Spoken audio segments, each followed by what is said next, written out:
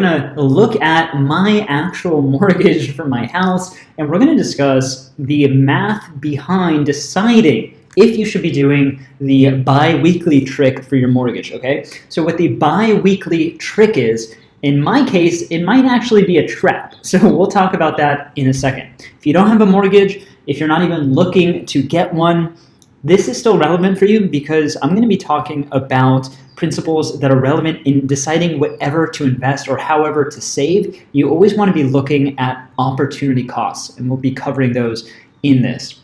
What we're looking at right here is my own mortgage statement. It's on my desk. I took a photo of it, and it's not fun. Principal is the amount of your actual loan. So when you pay back principal, you're actually lowering your loan amount. That's $3,000 in a month. The next is interest. Interest is the amount you're paying just as like extra to be able to borrow that. That does not go towards your principal. This amount, $4,000 a month, is not helping me pay down my loan at all.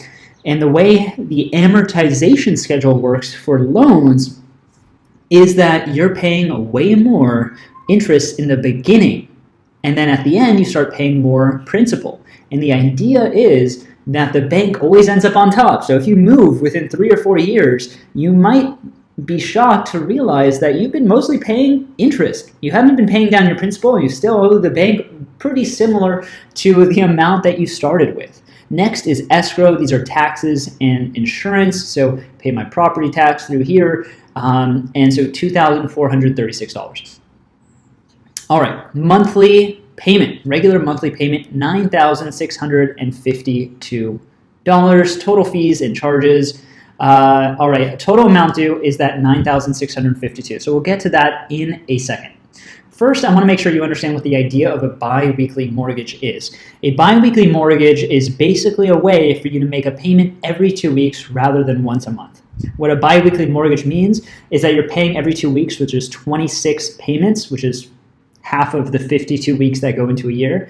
But 26 half payments, because you're paying half the amount of your mortgage each payment, ends up being basically 13 full months, right? So that is over a 12-month period. So you're basically accelerating the payoff of the loan. This can provide you big savings in total interest over the life of the loan, all right? However, borrowers should consider carefully before signing up for a bi-weekly mortgage, since there can be some disadvantages.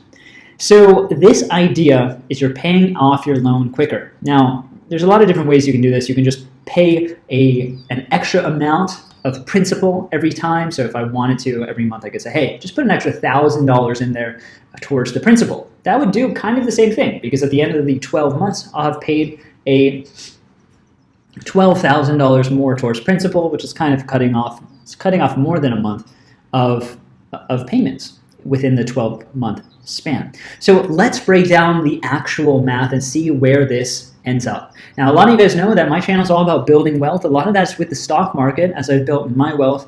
And if you're interested in that, make sure to subscribe. But I like the idea of expanding into other topics about money, because there's a lot of stuff that people don't realize. And this is a great example of the bi-weekly mortgage. So let's do the math. The bi-weekly mortgage payment calculator is going to be below, so you can click on that in the description. Principal loan amount. This is my actual loan. You should do this for your actual loan, because it's going to depend on your interest rate. So here's my loan balance. 1.7 million is what I owe on my loan. So I need to end up paying 1.7 million in principal, and guess what? They're going to charge me a lot of interest towards the beginning. My interest rate is 2.875. That might sound small, and it is, but it still adds up to a lot of interest. 30 years for the total length. The reason why, when we look at here, and you can see that I'm paying more in interest than in principal, is because this is a new loan. So I just moved in a few months ago, and so we have 30 years left. So if I click calculate here, what it's going to do is going to give me two scenarios. Scenario one is with my monthly payment strategy, which is the default when you sign up for a loan. And so I'm paying a monthly payment of $7,165 based on this. My total interest is $852,000. So remember, this is a monthly payment without the taxes. So monthly payment, $7,165. Average interest each month, $2,368. This is the average, right? So the average is over time. You can kind of see like I'm paying way more than the average in the beginning of the actual payment. Biweekly. So this is twice every 2 weeks. So it's half the amount, and the total interest is going to be $737,000. So the total interest with the monthly plan was $852,000. The total interest with the biweekly was $737,000. If we subtract these two, let's go ahead and do that now. Subtract that by this number, and what we're going to end up with is $115,000. So this is the net benefit of having a bi-weekly payment. Now, when you're ever calculating the opportunity cost of things, it's important to try to isolate the benefits. Okay, so the real benefit is this $115,000 savings. You might think, oh, the benefit is that you're drawing down your principal, and so you're actually ending up saving around 5 years. You're cutting 5 years off your mortgage. That sounds great. So year 27, 28, 29, 30, and most of year 26, not paying that mortgage amount. So that's pretty cool. But really what it comes down to is that number, right? The $115,000 number. So what we want to do is we want to determine if it's worth it. And the way to determine if it's worth it, if saving is worth it, is to determine how much we could have made instead. So if we take this monthly payment right here and we go into our calculator and we actually want to see how much we would have made from that. So let me start the amount right here, and let's go ahead and plug this in. So the starting amount is $7,165. The additional contribution is $7,165 annually, right? So that's basically what we're doing. Instead of putting it into as the 13th month kind of payment, instead if we just invested it, what would we come out at? So I'm putting that amount in here annually. Here's the rate of return. So this rate of return, the average since 1926 of the S&P 500 has been 10%. But maybe that's high. Who knows? It's my belief that we might be seeing a lower amount, especially because we've been seeing so much growth lately. So let's try to be, let's go for a 6% rate of return for this demonstration. All right, 6% rate of return. Now we have, let's say, 25 years to grow it, because instead of putting it towards our mortgage for 25 years, because remember, the mortgage actually ends up stopping after 25 years. So let's do 25 years to grow, and where are we at?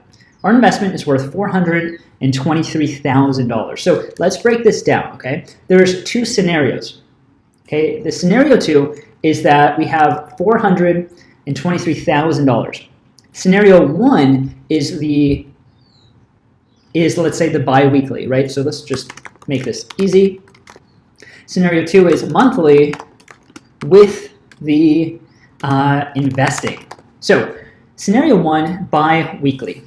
How much are we saving? Okay, so we are saving. We realize we're saving about $115,000, right?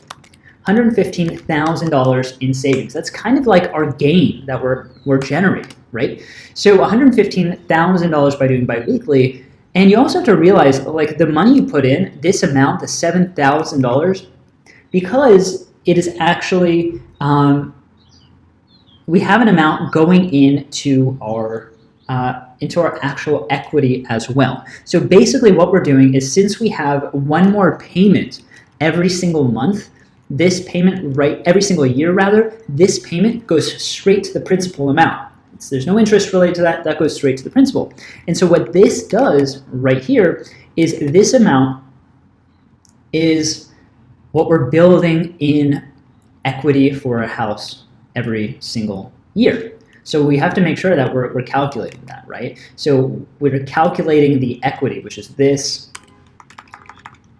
times the actual, because all of that money is going into the house. So we're doing that times that. So we have to see what's bigger, okay? This total amount here because we're not putting that equity towards the house, so that's the actual amount, or is it the equity and then the savings? Okay, so the equity towards the house is basically a wash. So there's no actual benefit towards putting more equity towards the house.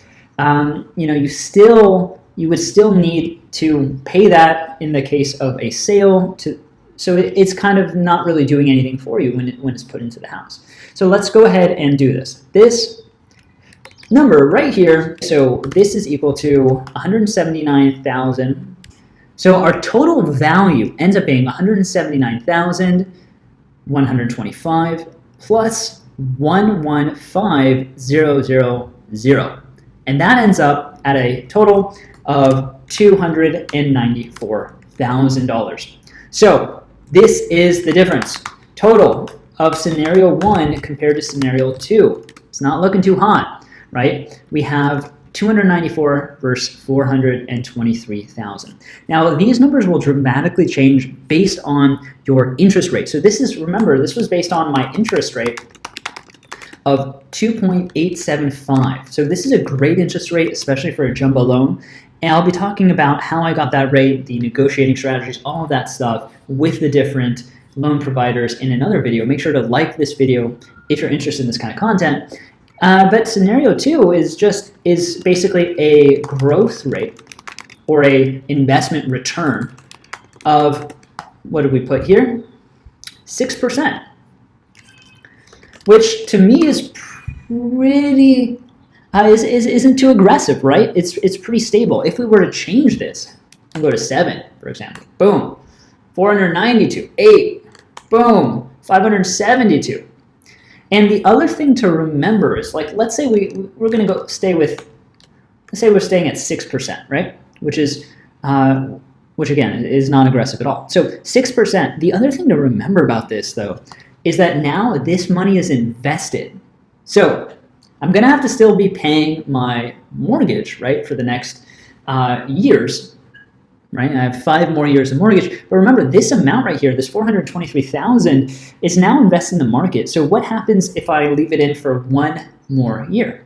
423 turns into 56. So that's another $33,000 by just leaving it in here. $33,000. So that's another really important thing for you to realize, is that when you start accumulating more and more net worth, I mean, this really just goes higher and higher and higher, and then it compounds, right? That's why there's such a big difference. There you go. Personally, I will not be doing the bi-weekly mortgage trick. Instead, it might be a trap for me, because with my interest rate so low, I'll make more in the market overall. Doesn't mean I'm guaranteed to do it. The price, if the total return is closer to 4%, then 4% would be where I would basically be even, right? Around 4%. So as long as the market does over 4% on average for the 25 years, I'm in the positive. If it does under, maybe it would have been better to do the bi-weekly. There's also value, though, in having some cash liquid, right? In having that extra amount of money. I could always pull it out of the house, technically, if I wanted to. There's ways to do that, refinancing and whatnot, but this gives me a little bit more flexibility. So I will not be doing this. I'm expecting a rate of return of at least 6%, and therefore I will much rather take $423,000 over $294,000. Thanks so much for watching. Like this video if you do. Subscribe if you're interested in building your wealth. Thanks so much for watching again, and I'll see you next time.